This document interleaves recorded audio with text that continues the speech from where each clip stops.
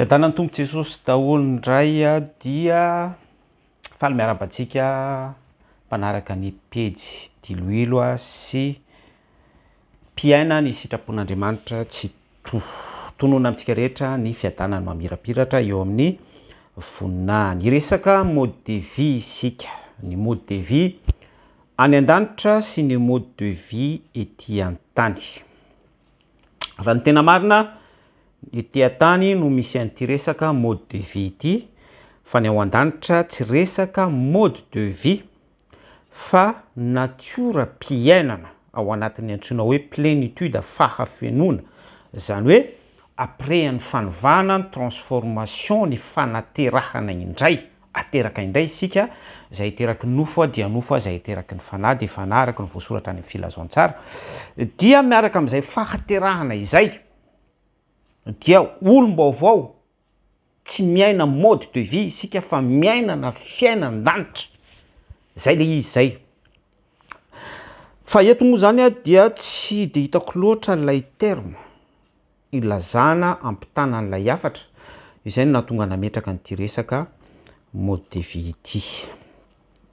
Hiroso amin'ny fanazavana ary sika hoe mode de vie any an-danitra, ilay fiainan-danitra, ilay natiora mpiainana, nateraky ny fanahy, olom-panahy. Ohatry ny ahoana izay mode de vie izay, ohatry ny ahoana izay fiainana izay, izay fiainam-panahy tanteraka amin'ny olona anankiray izay.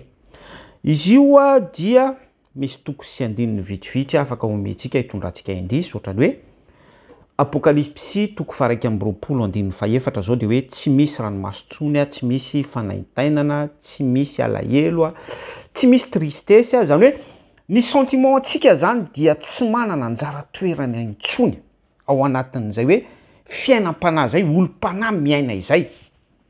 Ary zay no nahatonga ny Baiboly manambara fa ovaina tahaka ny anjely tsika,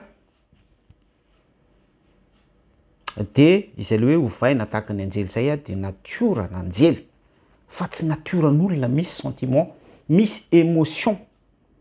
Ary izay no mahatonga ny bokin'ny Apokalipsy nitondrantsika indisy teo, Apokalipsy toko 1:24 fa hoe tsy misy tristesse, tsy misy fanaintainana, tsy misy ranomaso, tsy misy alahelo, tsy misy an'ity hoe nandao ny olontiana dia mamendro fendro, tsy mahazaka problème ny lehilahy dia mamono tena, ny vehivavy ohatra ny laozan'ny olontiany dia exa sy ny sisa rehetra dia miaraka amin'izay fihetsehany émotion rehetra, miséclater eny amin'ny réseaux sociaux, manapatra amin'ny alalan'ilay émotion any misexprimer, fa tsy izay le mode de vie ao an-danitra fa tena hoe ilay naseho an Jesosy Kristy tety an-tany araka ny sitrapony iray fiainana. Zay le mode de vie ao an-danitra. Zavatra tsotra be zany azavaintsika izany, fa feheziny Apokalipsy toko 1:24 hoe tsy misy ranomaso intsony. Amen. Jesosy Kristy raha tonga tety an-tany izy dia olona tahaka antsika. Nisy fotoana izy nitomany, resaka sentiment izany, resaka émotion izany, satria ilay nofo, zay le hoe izay nateraky ny nofo dia nofo. Jesosy Kristy dia nateraka ho nofo tamin'ny alalan'ny Marie Virgine. Ny antony hanambarako an'izany dia ahafahantsika mandray an'ilay comparaison entre an'ilay hoe mode de vie ety an-tany sy ny mode de vie any an-danitra. Tohizantsika ihany ny fanazavana.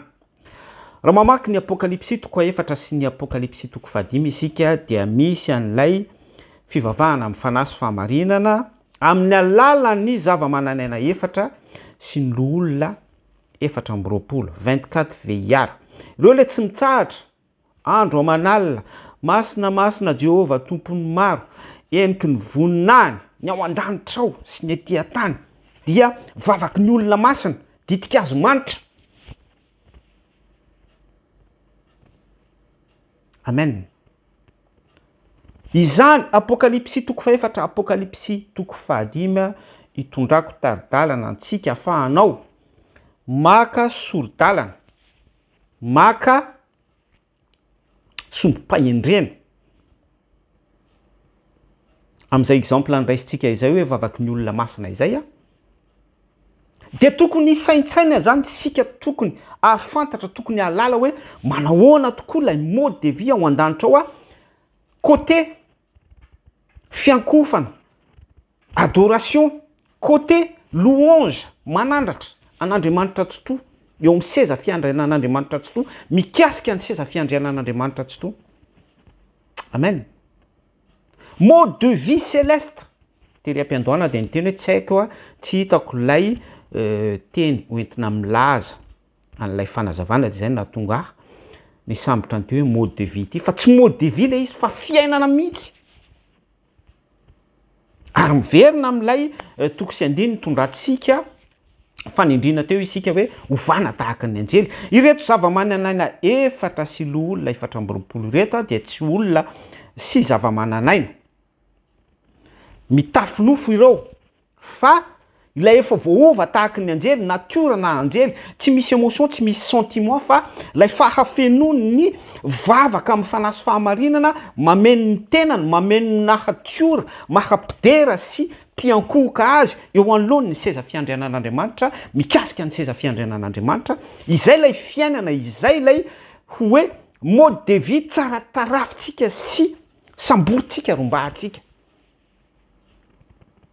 Anairako ny fisainanao sy ny fieritreretanao par rapport amin'ny toeranao isaka-lahady na isaka-sabotsy mamonjy fotoam-bavaka ho an'ny sabatista na tsy sabatista izay milaza azy ao ambany fahasoavana, ho antsika rehetra izay ao anatin'ny système sy ao anatin'ny hoe mamonjy fivoriana isan-karazany ampihodinana an'ilay système ao am-piangonana. Système izay mode de vie aty an-tany izay. Fa par rapport amin'ilay apokalipsy toko 4 sy apokalipsy toko 5 nitondratsika fanazavana teo dia tsy manana anjara toerana ao amin'ny vavaky ny olona masina, ny zava-mananaina efatra sy ny olona 420 izay représenter ny voary noharian'Andriamanitra ary animé tamin'ny alalan'ny fofinain'Andriamanitra tao amin'ny sahany tena. Dia tsy inona izany fa ny biby sy ny olombelona.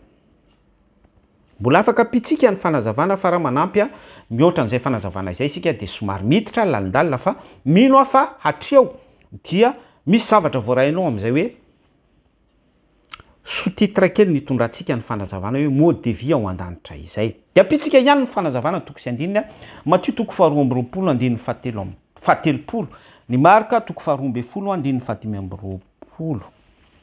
Ilo ny lazaitsika teo hoe ovaina tahaka ny anjely isika tsy misy lasivavy, tsy misy être sentimental, être émotionnel fa resaka perfection tanteraka. Zay eteraky ny nofo dia nofo, zay eteraky ny fanahy dia fanahy. Olona lanitra ponina ao amin'ny fanjakan'Andriamanitra royaume céleste fa tsy ponina ety an-tany mode de vie ety an-tany système ety an-tany no ampiainana antsika fiainana ety an-tany. Iresaka indray antsika ny hoe mode de vie ety an-tany tsotra be mifanazavana ny amin'izy io satria expérience iainantsika. Par contre lay mode de vie fiainan-danitra dia mbola vitsy isika no mahatakatra sy mahafantatra an'izy io satria izy io hoe expérience tsy maintsy alaina rombahana ao amin'i Jesosy Kristy ao anatin'ny grâce mandrombaka anazy fahasoavana. Dia Jesosy Kristy no midévoiler azy io amintsika. Jesosy Kristy no mampidina azy io ao anatintsika amin'ny alalany hoe manolo tena isika mandray an Jesosy Kristy, mandray ny fanahy masiny raitsy to roaka fofinaina mahavelona dia mitamberina sy miverina ato anatintsika indray ny famelomana rehetra sy ny fahariana, fiariana, fampiadanana antsika tany am-piandohana tao amin'ny sahany tena point de départ. Hatrany, ainsi de suite. Fa raha miresaka ny mode de vie ety an-tany isika dia mazava ho azy fa ohatra anankiray hoe ny Genesis toko 7:7. Ny atsembohan'ny tavantsika no ihinanantsika. Zany mode de vie tsy maintsy fiainantsika ety an-tany. Satria isika nanota, satria isika tafasaraka tamin'Andriamanitra, satria tapaka ilay lia nampitohy antsika, na accord théophanique antsika Zany hoe manana firesahana mivantana amin'Andriamanitra, tapaka rava izay no nisotasotany devoly tamin'ny alalan'ny fakany fanahintsika izay niandoha tamin'ny Eva, dia avy eo niampita tamin'ny Adama, dia voaozina ny tany satria isika dia namboarina tamin'ny vovotany. Mifampitohy izany zavatra azavaintsika izany dia manapaka amintsika ny mode de vie ety an-tany. Ny atsembohan'ny tavanao ny hinananao, ny tsembokotsika zay vao mihinan-kanina. Za tsy miresaka an'le olona mpisoloka sy mpametsifetsy charlatan amin'ny alalan'ny filazantsara na tsy filazantsara, amin'ny alalan'ny politika na tsy politika ihany koa, amin'ny sehatra rehetrarehetra efa misy ozona ao anatin'ireny olona ireny. Misy an'ilay semence ny biby lava mihitsy ao anatin'ireny olona ireny. Mila délivrance zany, mila délogena ao ilay semence, ilay ADN ny satana mahazo toerana sy mipetraka ao anatin'ny fon'ilay olona, mahatonga azy ho andevonota. Important be koa izay zavatra lazaintsika izay hoe andevonota, zany hoe esclave ny péché mihitsy, ny fisainany sy ny filany dia hanota foana.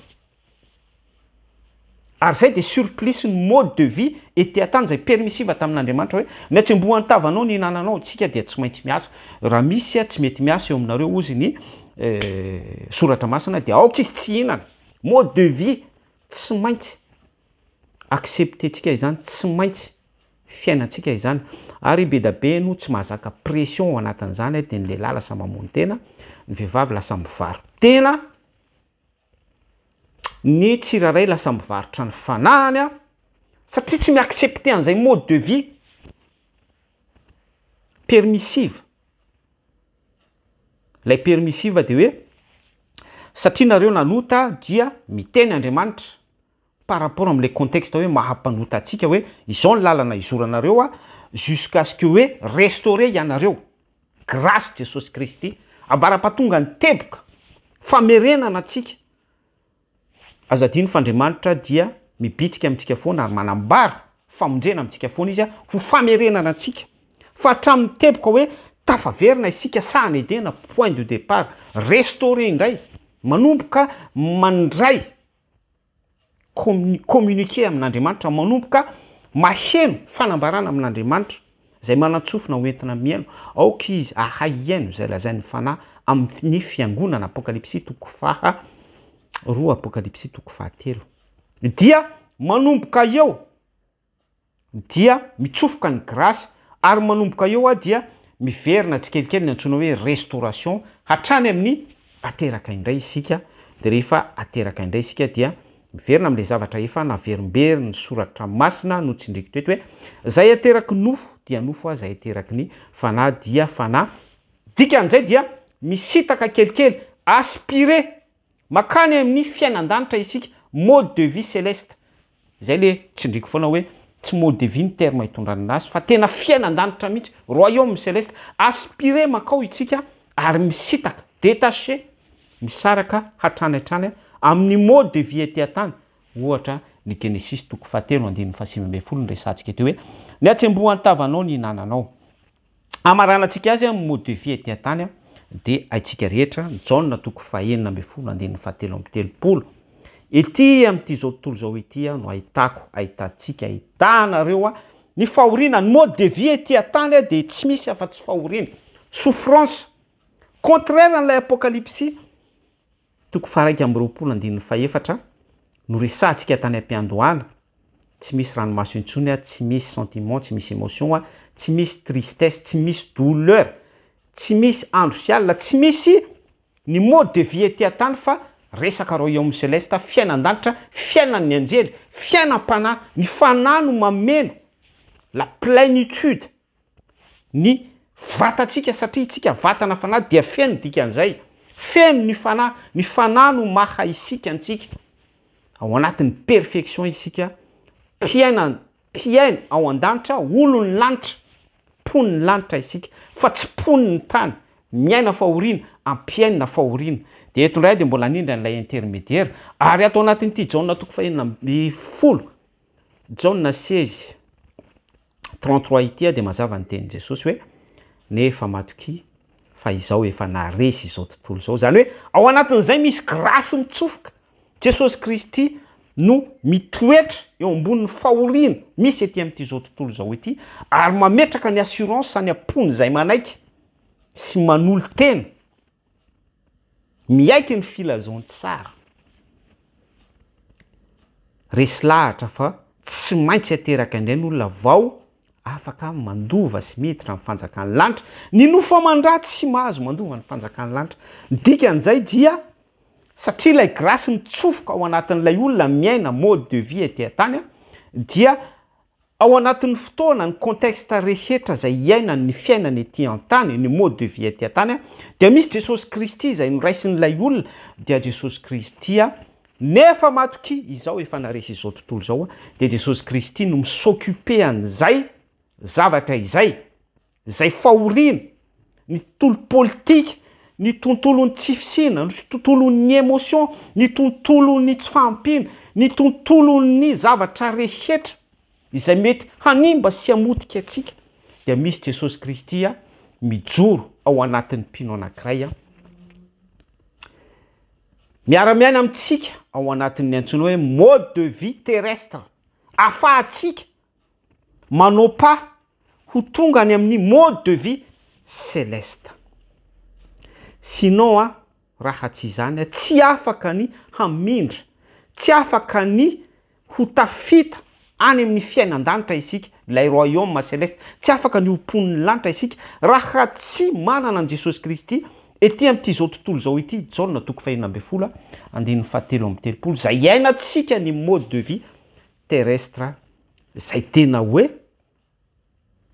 tena hoe mampahory mavesatra manepotra manindry tsy fantatra izay mo ilazana azy feny dia ny mode de vie terrestre dia tsy misy afa-tsy fahoriana satria ety no nanjerana ny Satana ety izy no déchu ary voamalitsika no nanambara fa ny fotoana Jesosy Kristy netiny fanahy ho alaina fanatana ny hevitra dia hozy Satana hoe miakofy eto anatrehako ianao razanak'Andriamanitra marina fa omeko anao zao rehetrarehetra izao ity tany ity mode de vie ity ny zavatra rehetra ety amin'ny tany dia any Satana satria efa natolotra izany hoy ny démonie dia miverina amin'ilay fanazavantsika teo hoe tsy maintsy manana an Jesosy Kristy ianao vao afaka miaffronter any Satana sy ny fanjakany Efesiana 4:9 ity zao tontolo zao ity sy ny mpanjakany zao fa maizinana izao ny royaume de ce monde. Mirarosoanao sotran Jesosy fa nisy zavatra voaray anao anio mikasika ny mode de vie terrestre sy ny mode de vie céleste ny fiainan-danitra izay tsy mode de vie saino ny zavatra any ambony atomboy amin'izay aloha fa rehefa manomboka mahay misaintsaina an'izany ianao dia ho hitanao fa izy zavatra ara-panahy revelen'Andriamanitra ao anatinao mivelatra be izay fanazavantsika izay hoe aza piaino fotsiny hitanareo tantarana baiboly toko sy andininy any am-piangonana tantaraina témoignage anaovana expérience amina délivrance na ohatra hoe raisy ny tsodrano sy ny sisa rehetra aza mba olo loatra izany fa atomboy amin'ilay indisy nozaraiko anao teo ampitiavana be mihitsy hoe saino ny zavatra any ambony